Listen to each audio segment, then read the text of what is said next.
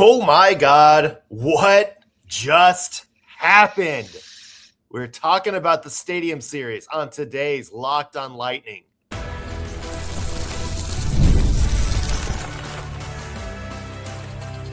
You're Locked on Lightning, your daily podcast on the Tampa Bay Lightning, part of the Locked on Podcast Network. Your team every day.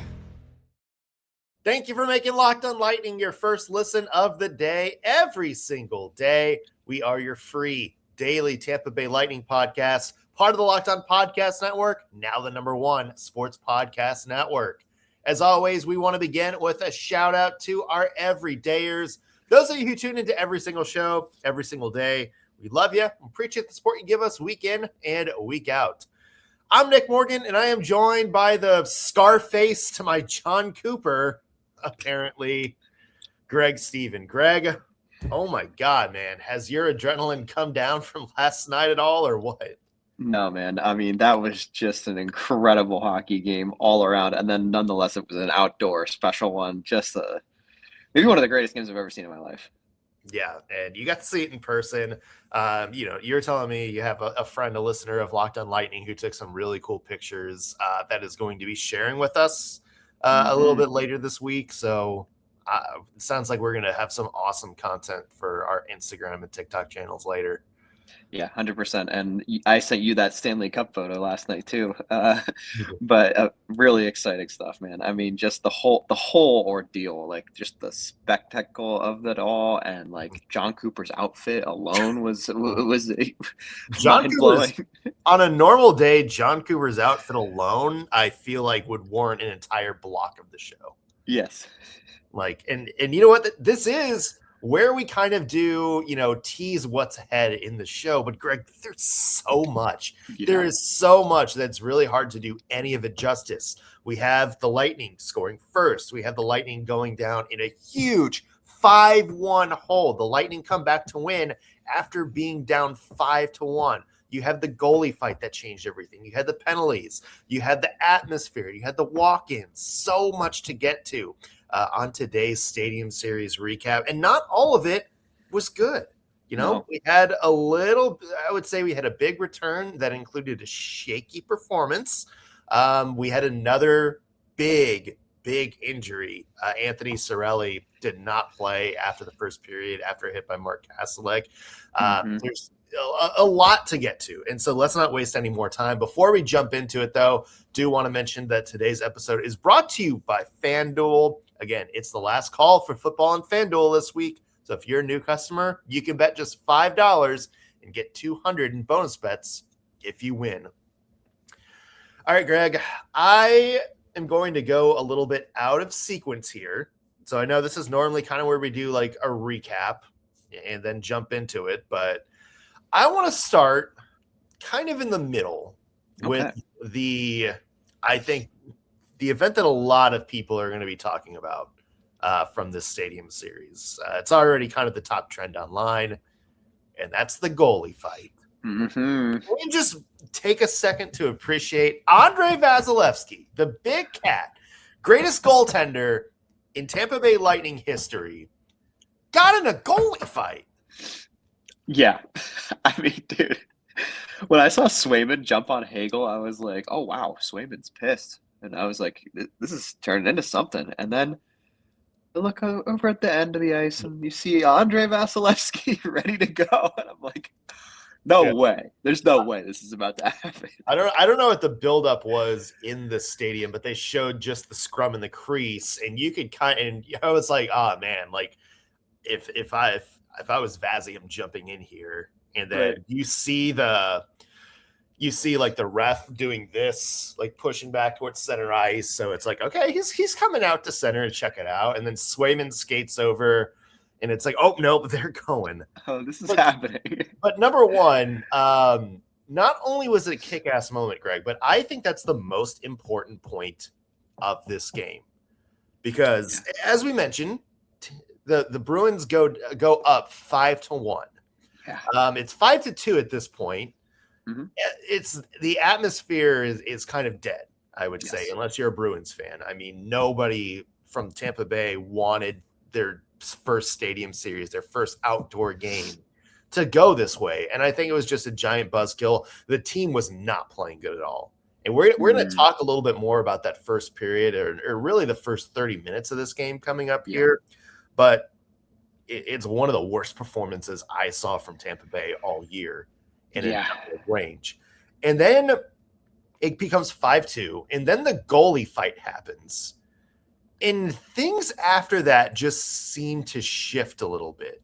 And not just, obviously, like the crowd got back into it. There's a little bit buzz and like just in the atmosphere. I think the Lightning players got fired up after that.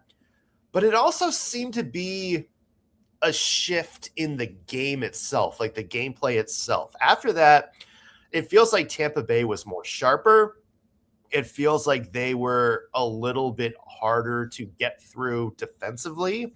Oh, yeah. The possession was a lot better. And I know having, what was it, like 5 straight power plays in that second period certainly helped with that.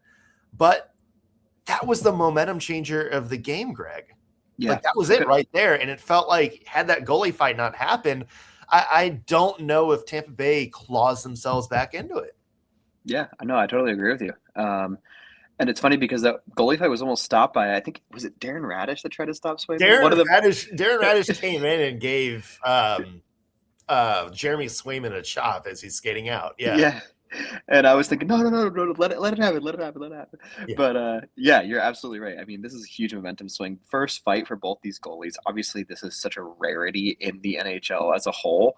And then you see 2 of the better goalies in the league going for it, and you're like, wow. And you're right, it revitalized the crowd. I think that was one of the biggest parts of that, because the crowd, I'm not going to call it dead, right, because everyone was still very excited for everything that was going on around them.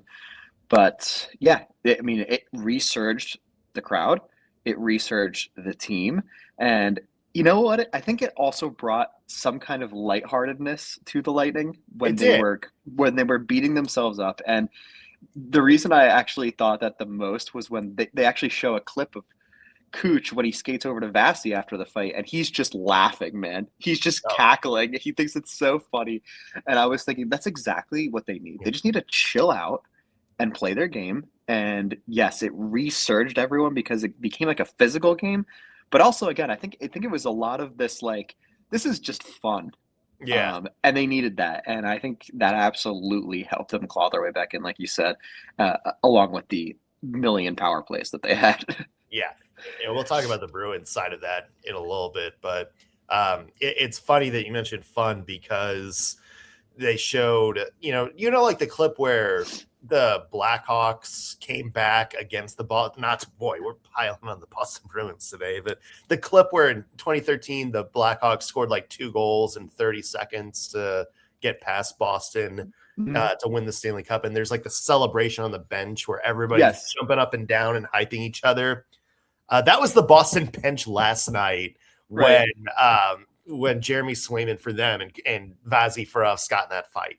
It was they were just like grabbing each other and jumping up and down and shaking. It was like, it's like the Joe Rogan UFC clip where he witnesses the knockout, basically. Yeah, exactly. But it's funny because you said fun, and at the end of the day, this seemed to be a fun atmosphere. I mean, look, the players coming in dressed as the Tampa Bay Bucks. You have Jon Cooper on the bench, dressed like Scarface for some reason, dressed like Tony Montana. Not the pirate theme, but whatever. No. And I gotta say, watching it on TV was hilarious. Every time they just did a wide shot and you could see him standing there. But you know what? You could tell like it was an event which everybody wanted to have fun. And when it was 5-1, that's when it seemed to be like, okay, now what? And now it's like you're Jon Cooper and you have to make adjustments dressed as Tony Montana. And it's kind of like, okay, this is a little bit awkward. And you're right. I do think that fight added some fun back into it. And I think it let the Lightning be a little bit loose. And I think, that 5-2 goal was important. And the power play that came from that 5-2 goal was important. But I think the fact that right after this happened, I think within the next minute, the Lightning made it 5-3. Yes. And I think that goal, and I believe that was, God, there's so many. They all. I think the that was Raddysh the bomb. goal. So Raddysh. Oh no, that was the Raddysh. Okay, so yeah, so that was the Darren Raddysh goal to make it 5-3, and that to me was as big a part of that fight because I think that kind of got the fight, got the buzz, the fight got the fans back into it. But the Raddysh goal made it be like, okay, now not only is it a game, it's 5-3 in the second, it's manageable again. But I think that actually sort of cemented the momentum. Like, okay, now momentum swinging back our way. Yeah, 100%. And like you said, the momentum after the fight shifted, and then the Bjorkstrand goal into a penalty was huge. I mean, just a silly penalty, and I want to talk more about that for the Bruins side. But yeah, I mean, they really kind of hurt themselves with that. I mean, that was just, I think it was Kastelik with like a cross check after the goal on Bjorkstrand, and it's like, all you have to do is not do that. I mean, it's like, but we'll dive into that more. We can kind of go ahead and you know what, this is going to be a little bit of a longer episode, so let's talk about it from the Bruins end, because this was, I would say, as much of a meltdown for them as it was a comeback for the Lightning. And do you remember earlier in the season, Greg, when the Lightning were having all these penalty problems? Yes. And a big one I pointed to was that first game where the Lightning were up big on Ottawa and then just had penalty after penalty. And I said, being shorthanded for that long, for that much of a period, it kills momentum, because you're basically handing the keys to the game to the other team for a 2-minute stretch. They have possession. They're able to kind of set up in your offensive or in your defensive zone, their offensive zone. They're able to cycle the puck. They're able to maintain possession. They're able to have an extra person. They're able to skate people around, and they're dictating play. And that's why I think being shorthanded is a momentum killer, because even after that, it's still a little bit of a, okay, now we need to reset. And I think sometimes the Lightning in that early stretch struggled to reset, where they couldn't quite build themselves up. And it's funny that we talked about that at the beginning of the season, because now here are the Boston Bruins, and I think that's exactly what happened. Greg, the first 30 minutes of this game was all Boston, outside of the Brandon Hagel goal right off the bat. It was all Boston. Absolutely. And it was, they had 20 shots in the first period, which is, I think, tied a record for them for most in a single period ever. And then just 14 the rest of the game, including overtime. And, even that start of that third period where they jumped out with those 2 goals, they had the momentum, and then they lost the composure. The first power, or the first penalty that kind of got this chain rolling, was Charlie McAvoy, a dumb penalty. Went after Zemgus Girgensons outside the play. And then you have Mark Kastelik, dumb penalty. Yes. And then you have Charlie McAvoy again during that, another roughing penalty, a dumb penalty. And then it just kind of derailed from there. And then it's like closing your hand on the puck penalty, if I'm not mistaken. So that was Sean Corrali. You also had Lightning legend Tanner Jeannot get an interference, but that was kind of more of a in-game sort of play. But the dumb penalties were the ones that started this big momentum swing. And we've said it before as a warning sign for the Lightning. I think for Boston, that completely changed the outlook of the game. And then even Greg, in overtime, 2 penalties for the Bruins in overtime. Yeah. And it's just, I felt like as much as Tampa Bay, came back and won this game, it was, I think, complete collapse in terms of composure and gameplay from the Boston Bruins. And I think we do need to call that out as well. Yeah, 100%. And look, I'm going to give the Bruins a ton of credit for the early part of this game. I mean, that Arvidsson goal, I think it was Arvidsson on the power play. Yeah. That deflection was nasty, man. Yeah. Like, oh my God, they were on fire.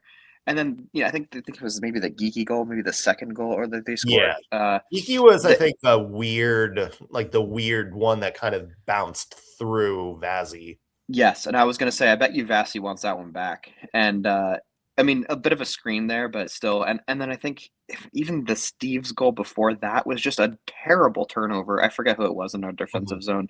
Just horrendous by the Lightning. But the Bruins were capitalizing on all the chances they were given. And absolutely dominating, right? And then to come into the second and score 2 more, just unbelievable.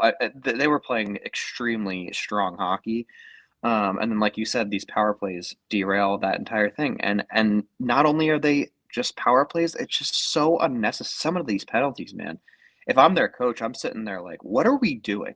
I mean, we gave them 4 power plays. And you're going to close your hand on the puck?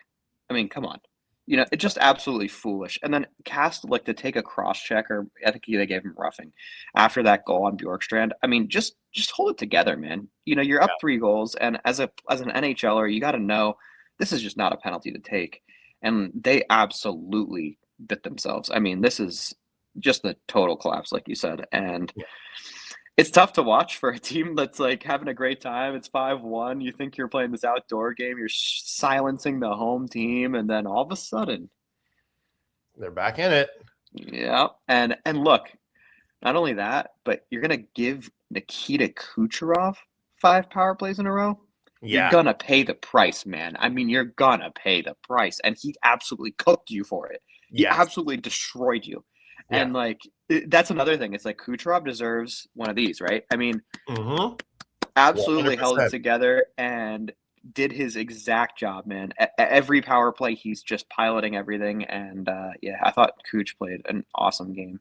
Yeah. 4 points for Nikita Kucherov, including the goal that sent it to overtime. Skated 28 minutes. Yeah, big game for him. I'll also say big game for Darren Raddysh on the blue line, being able to distribute. Again, he almost had 30 minutes of ice time in this one. Obviously, it wasn't all good. We had the bad start for the Tampa Bay Lightning to begin this game. Let's talk about what happened at the start. We'll also get into Victor Hedman's return. We'll get into Anthony Cirelli's injury. We'll get into the third period and overtime, and much, much more, including fashion, including the atmosphere, musical performances. So much to recap on today's Locked on Lightning. So we will be back in just 1 second to do just that. Today's episode is brought to you by Game Time. There is nothing like being in the arena for a big game. The crowd, the energy, the moment. Getting tickets, though, that part can be a little tricky. That's why Game Time has become the go-to app for scoring tickets fast without the hassle. It puts the advantage back where it belongs, with you, the fans. All you have to do is pull up the Game Time app to see what events are coming to you in your area. We're talking NBA games, NHL games, concerts, comedy shows, theater tickets, much, much more. You can see all the events within minutes. They also show you the all-in prices up front. So there's no surprise fees at checkout. The price you see when you're scrolling is the price you pay. One of my favorite things about using Game Time is view from the seat. Game Time shows you your exact view from the seats you want to buy before you hit buy. So you're not getting stuck behind any big poles or weird obstructed sightline views. You know what you're getting into. And the zone deals on Game Time are a game changer. All you do is choose the section you want to sit in, and Game Time picks the seats for you, leading to some big savings. Everything feels quick, intuitive, and stress-free from start to finish. So take the guesswork out of buying NBA tickets with Game Time. Download the Game Time app, create an account, and use code LOCKEDON for $20 off with your first purchase. Again, that's code LOCKEDON for $20 off. Download the Game Time app today and see what events are coming near you. We're back on Locked on Lightning. Nick Morgan here alongside Greg Stephen. And Greg, let's talk about the start of this game, because this was, I think, worthy of its own kind of twist and turn for the Tampa Bay Lightning as well. Obviously, hot start, crowd loves it, crowd is into it. Brandon Hagel comes out 11 seconds in, with a gritty goal, jumps on a loose puck, fires one past Jeremy Swayman. At this point, it felt like the night was going to be a celebration, Greg. Yeah, it did. Let me tell you, I was like, oh, here we go. Lighten them up. I was a little mistaken. Yeah. So we talked about how the Bruins and their penalties kind of derailed things for them in the second. Yeah. For me, I would say the penalties and the mistakes for Lightning really helped them. It really kind of helped them. Bless you. Thank you. A little bit of a sneeze attack there. But I feel like that really took the Lightning out of the game early. And Greg, this first period was a disaster for the Tampa Bay Lightning. And let me tell you, really the first 30 minutes of the game were as well. You had a lot of reckless penalties, nothing like, roughing or anything like that, but just really careless stick penalties, I thought. You had a lot of turnovers, guys that clearly were not on the same page. You had a lot of people out of position. Boston really had some easy lanes to kind of come in and make it an on-man rush or make it a breakaway. It felt like a complete meltdown. And I said this was one of that, after the first 30 minutes, I was getting ready to say one of the worst games that I've seen the Lightning play all year. I mean, you're absolutely right if you were to say that, because awful. Yeah. I mean, I wish I could look at the period by period giveaway breakdown outside of doing it on my own through the play-by-play, but 19 giveaways. And if I had to guess, I would say 14 of those were in the first. Yeah. And I think it was the second Bruins goal, but just carelessness, man. I mean, there's a play against the wall. I want to say it was Raddysh, but I don't think it was. I think it might have been Carlisle on the wall, and just a weak off the boards attempt at a clear that just gets instantly turned over and put in the net. And I mean, you got to be smarter at the puck. We all know this, and the Lightning have had a giveaway issue in, more recently, honestly. I think despite all these wins they're picking up, we've seen them play a little more sloppy hockey lately. Yeah. And for them to have this many just awful turnovers, careless penalties, like you said, doing it to yourself, man. You're doing it to yourself. And I think, kind of like we said earlier, they got lucky in a weird way. The Bruins did it back to themselves. But I think, if you keep playing this kind of hockey, you're going to lose the game. And yeah, I mean, just a momentum killer to let them get two in the second off the rip too. I think that's another thing where it's like, you got to come out in the second and really silence them. If you're not going to score, don't let them score again. And just to let them continue to deflate your team with 2 goals is just so disheartening. Yeah, a lot of giveaways in this one for me, and I did not like it. I really didn't. I thought just a lot of carelessness, a lot of carelessness with the puck. Yeah. I think so. Remember, we talked about, we kind of called this, right? We kind of said, look, there's a chance that, Tampa comes out really slow out of the gate. Yeah. Bruins, who have played in Stadium Series before, might have a better time adjusting early.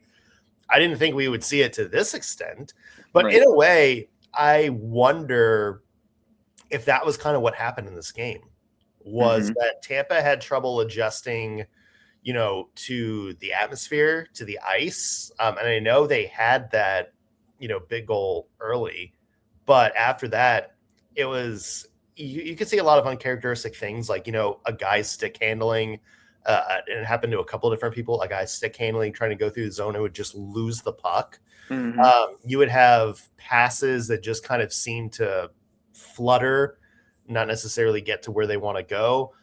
You would have guys maybe try like a drop pass or something that, whether it was just bad timing or lack of communication, would just completely whiff and lead to, a chance the other way or kill some momentum.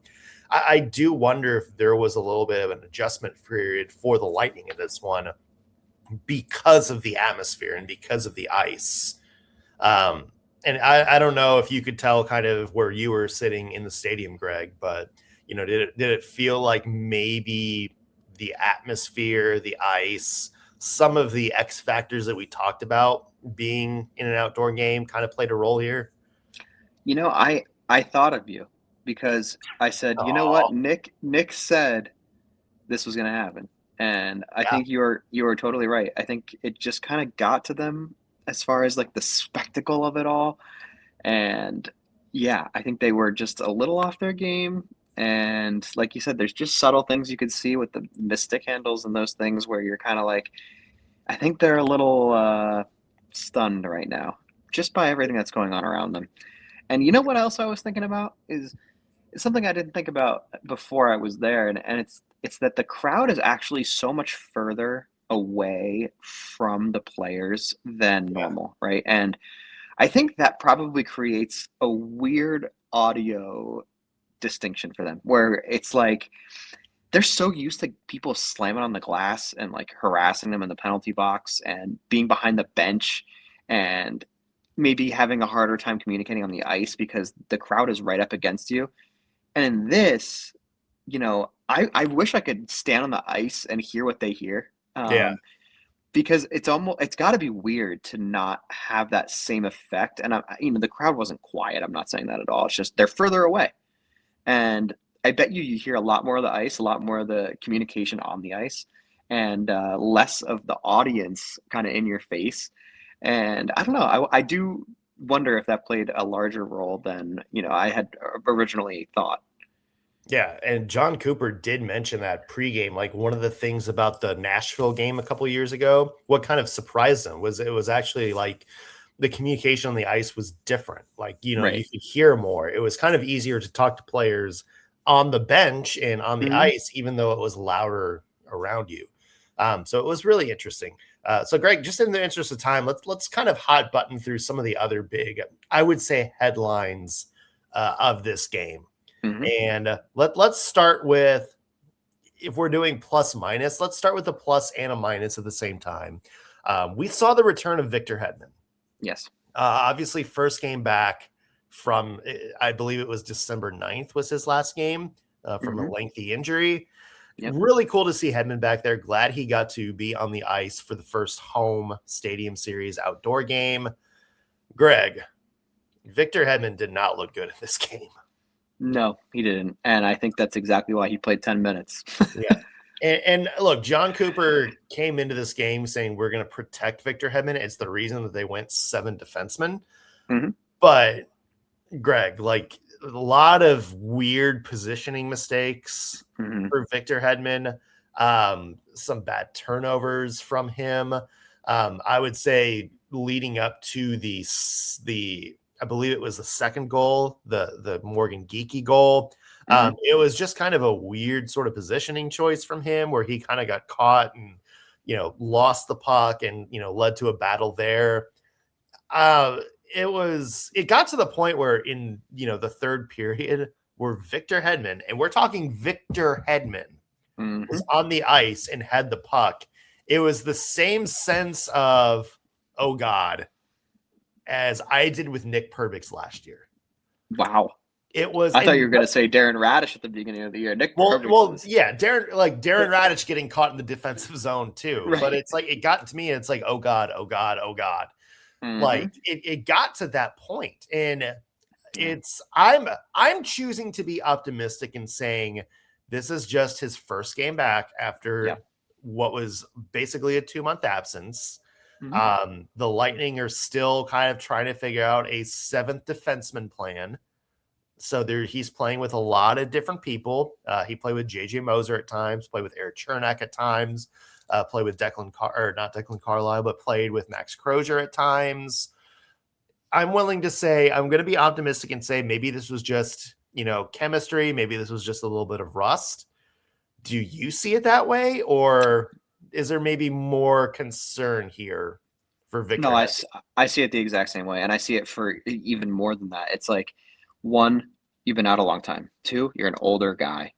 3, the chemistry is already kind of established right now for the Lightning. So he's kind of stepping into a team that's kind of already jiving. And, it's funny to say that as he is the captain and one of the best defensemen. But yeah, he's almost like disrupting the chemistry in a weird way.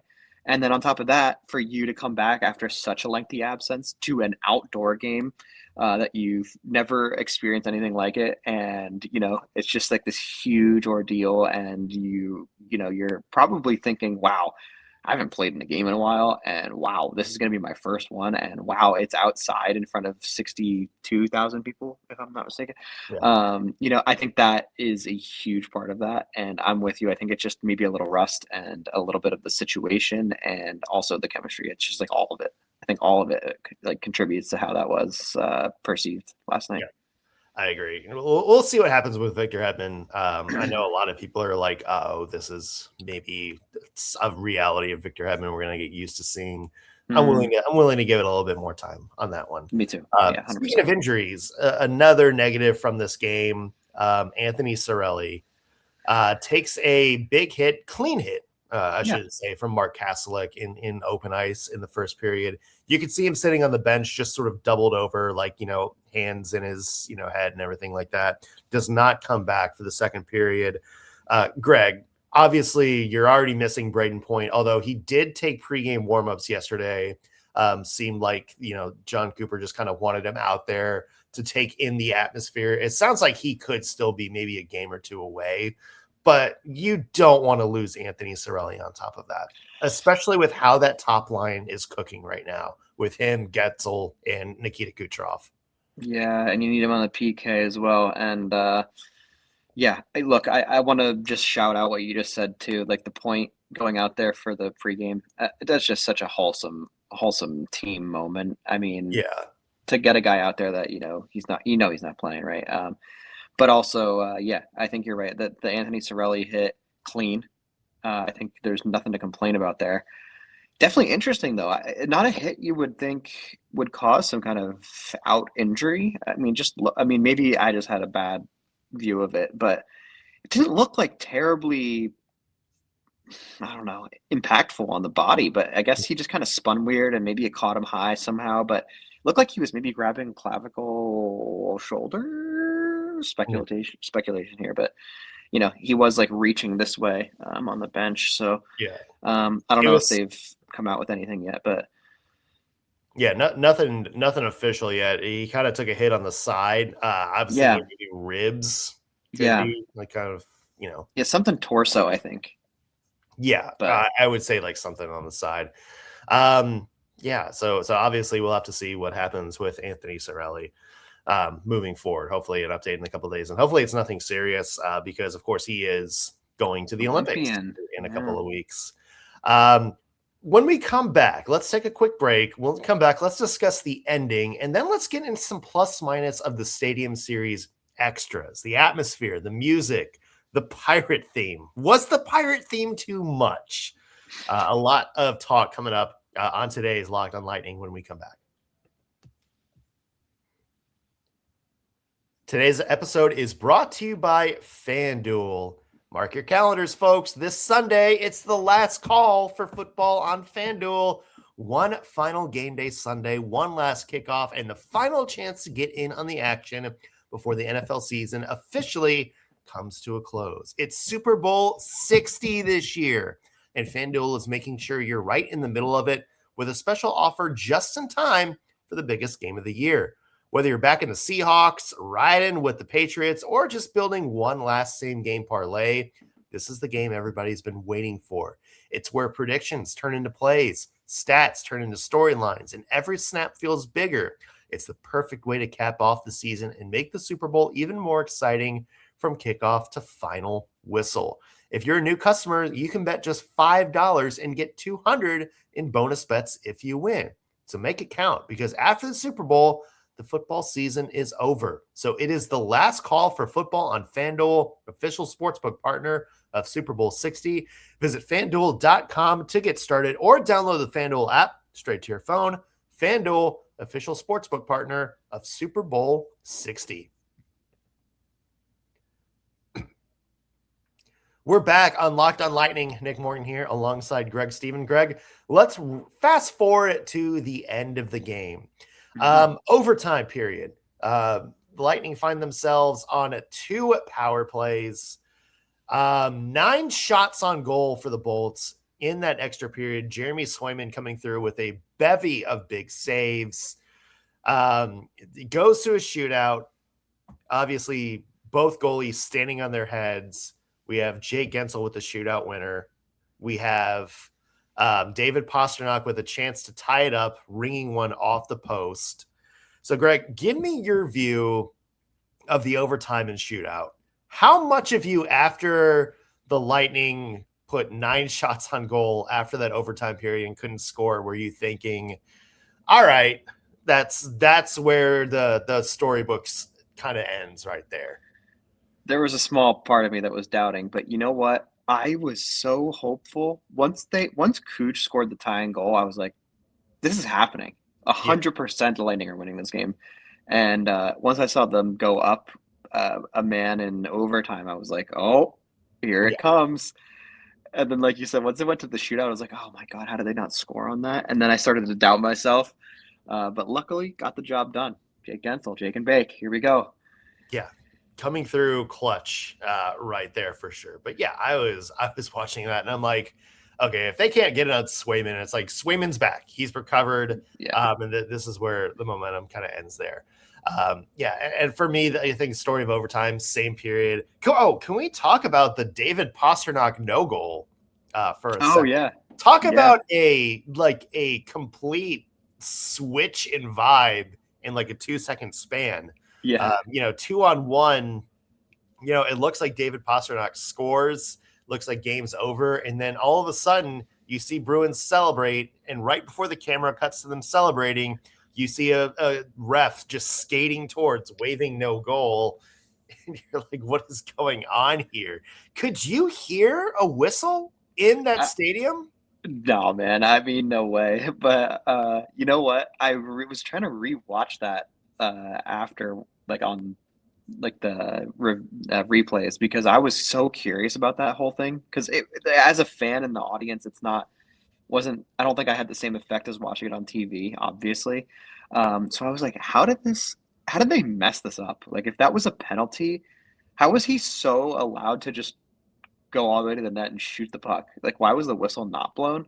Yeah. And I watched this clip where you actually see the ref at the furthest end of the ice. I think he is blowing a whistle.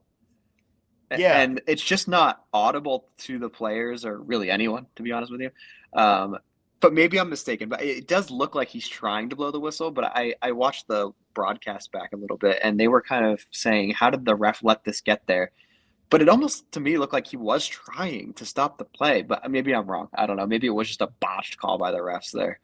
But that was just so interesting. You're absolutely right. The vibe switch within a 20 seconds, basically, is so funny to watch. Like, the Bruins fans go crazy, and then all of a sudden it's the Lightning fans going crazy. And it's just what a great time, man. Well, the ref raised his hand. Like, you saw him raise the hand while Kucherov had the puck, for the delayed penalty. But you also saw him not blow it. Like, the Bruins took possession, go the other way. He didn't blow it until later. Right, the play should be done right there. Yeah, the play should be done. And I think that's kind of what the Bruins were asking is, like, why, if that's on us, why wasn't that called right then and there? Because they had like another 5 to 7 seconds. Yeah, was a slashing penalty. Absolutely the right call. Oh, yeah. Mm-hmm. But, whatever. Hey, it worked out. All right, so let's get to some of the extras. We're talking about the fashion. We're talking about the atmosphere. So I'm going to name a few things, Greg. You tell me if you got plus minus for them, all right? Okay, yeah. All right, so let's talk about the pirate theme itself. Are you giving that a plus or a minus? The way it was executed. I'm giving it a plus. Okay. And I think if it wasn't Gasparilla the day before, I would maybe have a different take. But it was just such a good cap off to the whole celebration. Okay. You didn't think it was too much. No, it sounds like you did, though. Okay. It was a lot. It was a lot. Maybe this is going to be an unpopular take. Okay.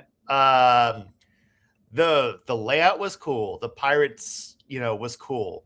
The Pirates doing the hear ye as teams are walking out. And then the Pirates jumping on the ice during Jake Guentzel's post-game interview. Maybe just a tad too much Pirates. Just a little too far. Maybe the Pirate ratio was just a little bit off. That's funny. Okay. I also probably didn't see all that you did because of the broadcast. Yeah. The overall theme, it's great. Everything else was, maybe just a little bit too much. All right, Greg, this for me feels like a massive plus. The walkout to the stadium, Baker Mayfield, Tristan Wirfs leading the charge, and then the Bucks, the Lightning, not only in the Bucks jerseys, but the creamsicle Bucks jerseys. Yeah. Leading out. That's got to be a plus, right? Yeah, I think so. I don't see why it would be a minus necessarily. No.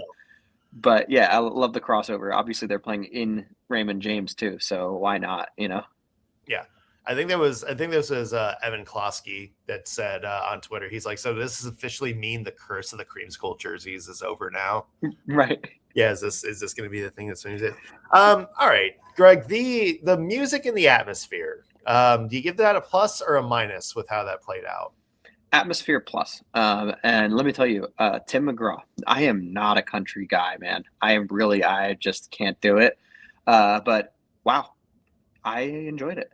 I actually really enjoyed it. Thematically, I don't know what you'd pick there that's any better than Tim McGraw, and thought he did a good job, and it was actually pretty enjoyable. I was strikingly satisfied.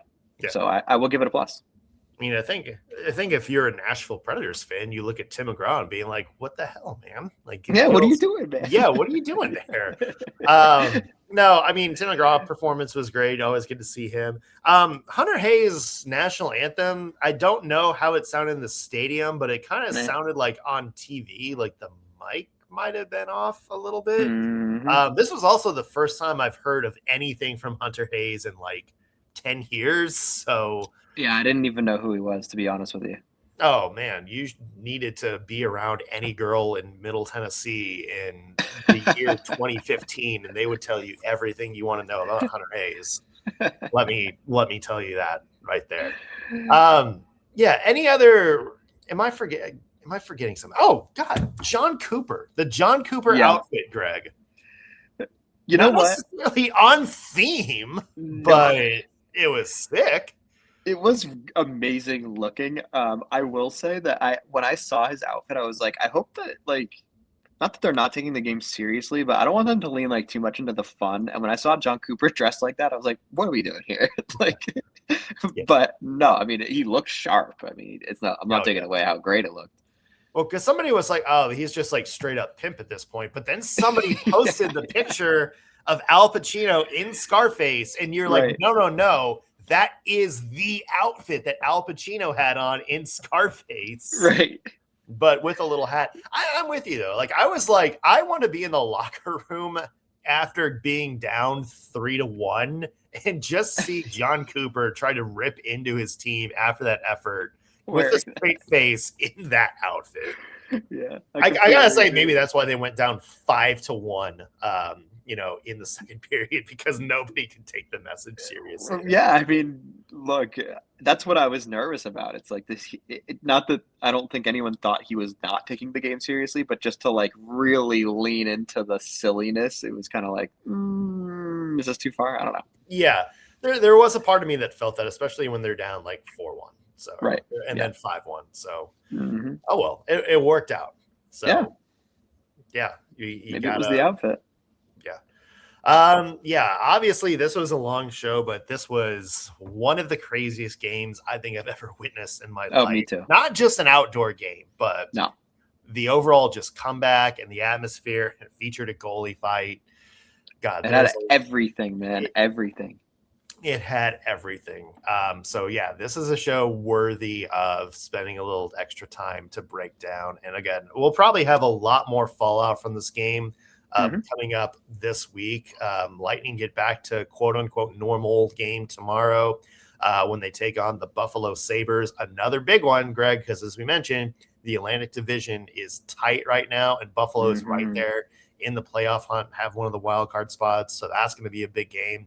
How are the Lightning going to follow up this high in this momentum? That's going to be a storyline we'll have to see. coming up later this week. Hey, for those of you watching us, be sure to follow us, subscribe on YouTube, or subscribe on your favorite podcast platform. Really helps us out with numbers and lets you guys know when we have fresh content available for you. Also, keep an eye on our social channels, Instagram, TikTok, pretty much wherever you scroll. We'll have some more content from the the Stadium Series. There's too many damn outdoor games coming your way soon this week. That's going to do it for us on today's Locked On Lightning. Thanks for making us your first listen of the day. Back with a new episode tomorrow. We'll see you then.